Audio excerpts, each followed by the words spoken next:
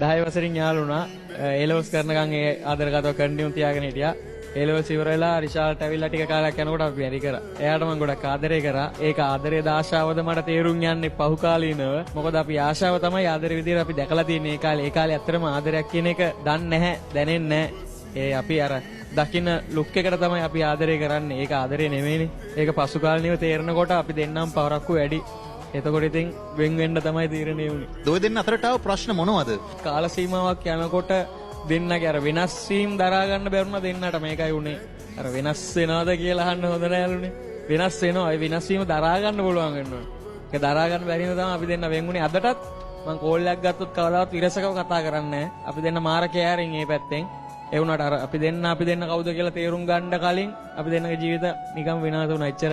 ඔයා හිතන විදිහට බැන්දට පස්සේ ඔයාගේ වුණු වෙනස්කම් මොනවද? එයා වෙනුවෙන් ජීවිත කාලෙම කාලේ දෙන්න පුළුවන් කියලා අපි හිතාගෙන හිටියා. අපේ ජොබ් රෝල් එකයි අපේ ස්පෝර්ට්ස් පැත්තයි යාළුවෝගේ පැත්තයි ඔක්කොම මැනේජ් කරනකොට එයා ගෙදර තනි වෙනවනේ.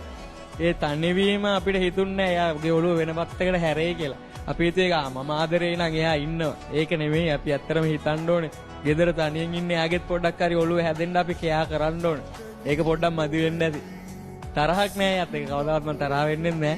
එයාට ඉතින් හදවතේ තිබ්බ ඉඩ වෙන කාටවත් දෙන්නත් බෑ. ඒක ඇත්ත ඉතින්. එයාගේ වෙනස් වීම මට දරා ගන්න බැරුණා මගේ වෙනස් වීම එයාට දරා ගන්න බැහැ. මොකද අපි දෙන චුට්ටක් අර ජොබ් රෝල් ඔය අර මේවා එක පොඩ්ඩක් ෆෝන් එක වේටින් වෙන්න බෑ. මිස් කෝල් එකක් කාගෙන්ද රෝන් නම්බර් එකකින් තියෙනවා. එහෙම අර දෙන්නගෙම ගැට්ටනේ ඇති උනේ. එයාට මම කවදාවත් වැරදි කියන්නේ නැහැ කියලාත් නැහැ. මගේ වැරද්ද වෙන්න පුළුවන් සමහර විට. ඒ වුණාට මම හිතලා බලනකොට අනේ මන්ද මට තේරෙන්නේ නැහැ. හිතලා බලද්දි මගෙත් වැරද්දක් නැහැ. මං ඔයාගෙන් ඇහුවොත් කසාද බැන්දට පස්සේ ඔයා එක වැරද්දක්වත් වයිෆ්ට කරලා තියෙනවද කියලා? දැනුවත්ව නම් ඉතින් එහෙම වෙලා නැහැ. මොකද එයා කියන්නේ මේ ඔයා මොන දේ කරත් කවන වෙන ගෑනු සම්බන්ධතාව විතරයි ඕනේ නැත්තේ කියලා. එහෙම වෙන ගෑනු පස්සේ මං ගියේ නැහැ. මොකද එයයිමයි තේරුම් අරගත්ත විදිහට මට එපා නම් මං එයාට කියන්න පුළුවන් මානසිකත්වයට. එයාට එපා නම් මට කියන්න පුළුවන් මානසිකත්වයට. ඒත් අනේ වන්ද අපි ඉස්කෝලේ යන කාලෙත් හොඳම ලස්සන ආදර කතා යාළුවා අහනකොට කෝබන් කෙල්ල කියලා මට ඉතින් කට උත්තර නෑ. මම කතා කරා මේ ඊපෙරේදත් මම කතා කරා. මොකද කරන්න කියලාද? හොඳට මාර කෑරින් තාමත් අපි දෙන්න. ඒ වෙනාට ඉතින් එකට ජීවත් වෙන්න බැරි වුණා. එච්චරයි. ආයෙත් එකට ජීවත් වෙන්න පුළුවන් කමක් තියෙනවා කියලා හිතෙන්නේ නැද්ද? ඕන්නේ නැහැ.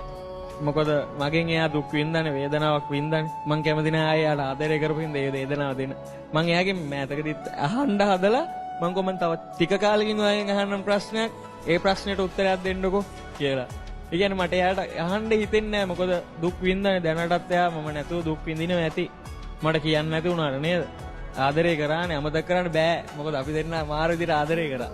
ඒක මමත් දන්නවා එයාත් දන්නවා. කොච්චර වචනෙන් එපා කිව්වත් හිත ඇතුලෙන් ඉල්ලන ඒ රූපේ. අපේ අම්මා තමයි වැඩිම දුක් වෙන්නේ. මොකද අපේ අම්මම එයාට සැලකුවේ මේ එයා දුව මම බෑනවා වගේ එකයි. කොහොම එක මම දන්නවා අපි දෙන්න රණ්ඩුණා ඔයා යන්න ගෙදරින් එළියට දුවේ ඔයා ඉන්න ළඟට වෙලා ඒලා අපේ ප්‍රශ්න විසඳලා දෙන්නේ එයා හැම වෙලාවෙම ළඟින් හිටියා ඉතින් එයාත් ඒක දන්නවා ගේ අපි දෙන්න හිටපු ගෙදර එහෙම නිකන් පැත්ත ඔහේ තියෙනවා ඉතින් කවුරුත් නැහැ යන්නේ නැහැ ගියෙත් නැහැ අනුරාධපුරේ මාස 6-7කින් අම්මව බලන්න ආසාවක් තියෙනවා ලබන සතියේ ඒකට යනවා ගෙන් එනවා ඉතින් මල්ලිවා හරි හැංගීම්බරව කතා කරනවා මගේ ජීවිතේ මම හරි ආසාවෙන් යම්කිසි කෙනෙක්ගේ කතාවක් අහන් හිටියානම් කතා කරන විදිහට ඒ හැංගීමට ඒ ඔයාගේ කියලා මට බය නැතුව කියන්න පුළුවන්.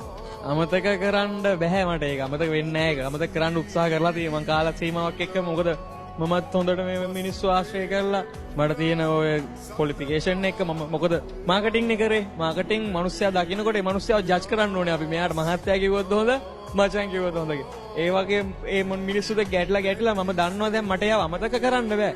යම් තාක් දුරට ඒහා සමාන හිතක් හොයාගෙන ඒ හිතත් එක්ක ප්‍රශ්න වලට මුහුණ දෙනවද ඒක තමයි මට ඉන්න ප්‍රශ්නාර්ථේ. එයාව නැතුව මම වෙන ජීවිතයක් තෝරගන්නවද මගේ ළඟින් කෙයාරින් කරගෙන ගමන යන්න මම එයා මැත්තේම නැහිනවද? එයා මැත්තේම නැහින්න ගියොත් මට මගේ ජීවිතේ සුන්දර ලස්සන කාලෙ මගේ අරන මොකද වයස යනවනේ මිනිස්සු. නෑ මම ඇත්තටම ඒ දවස්වල ගොඩක් දුක් විඳා. දැන් මේ hina වෙලා ඉන්න මේ කට්ටිය හින්දා මම දැන් හිතුවේ මේ අලුත් ජීවිතයකට අඩිය තියනවද මම තවත් ඉවසගෙන ඉන්නේ එයා අලුත් ජීවිතයක් පටන් අරගෙන එයාගේ ජීවිතේ ලස්සන වුණොත් මං ගමනක් යනවා කියලා. ඒක තවත් දුරටත් මේන්ටේන් කරනවද මම ජීවිතයක් පටන් ගන්නවද කියන එක තමයි ප්‍රශ්නාර්ථයක ඉන්නේ. අමතක කරන්න බෑ. එයාට දුන්න තැන කාටවත් දෙන්නෙත් නෑ, දෙන්නත් බෑ. ඒ කියන්නේ එහා සමාන සුන්දර රූපයක් ලස්සන ගතිගුණ තියෙන කෙනෙක් හම්බුනොත් ඉතින් ජීවිතයක් හිතලා බලනවා ඒත් තාම පෙන්ඩි අයිය මම රට ගියා මේ අවුරුද්දට 5 පාරක් විතර. ඒ කියන්නේ ජොබ් එකක් කරන්නද? නෑ විසිට් ගියේ නිකන් දවස් 10 ටුවර්ස් වලට ගියේ. හිත හදා ගන්න. ඔව්. බැරි වුණා ඉතින් මොනවා කරන්නද? හිත හදා ගන්න ගිහිල්ලා රූම් එකට වෙලා දවස් 10 ඉඳලා ආපු එක කර. ඒ වයිෆ්ට යෝජනාවක් කරනවා නම් දැන් කරන්න පුළුවන්. අර හිත හිටපු එක පොඩ්ඩක් දාලා බලන්න පුළුවන්. යෝජනා නෑ. එයා දන්න මම කොහොමද එයාට ආදරේ කියලා. මොකද මං මාර කෑරි මිනිස්සුක හිතරි දෙන්නවත් කතා කරන්න ඔය අම්මලත් එක්ක රණ්ඩුනුත් ඇරෙන්න. ඒකින්ද එයා දන්නවා මේ මං කවදාවත් එයා ගැන වැරදි කියන්නේ නැහැ කියලා එයා දන්නවා. මොකද එයා වැඩ කරන ඔෆිස් එකේදී එයාගේ යාළුවෙක් ඇවිල්ලා කියලා මම මේ යාළුවොත් එක්ක එකතු වෙලා එයාට මොනවද කිව්වා කියලා. එයා මටවත් කෝල් කරලා හැබුවේ නැහැ. කෙලි මේ කොල්ලට කියලා තියෙන්නේ මං එයා ගැන හොඳට දන්නවා. එයා කවදාවත් මට එහෙම කියන්නේ නැහැ කියලා. මොකද්ද එයාගේ නම? එයා ජයනි. ජයනිට මට කියන්න තියෙන්නේ මේ කොල්ලව අතහරින්න එපා. මේ කොල්ලව අතහැරෙන්න දෙන්න එපා. මැනික් ගලකට තමයි පයින් ගහලා තියෙන්නේ.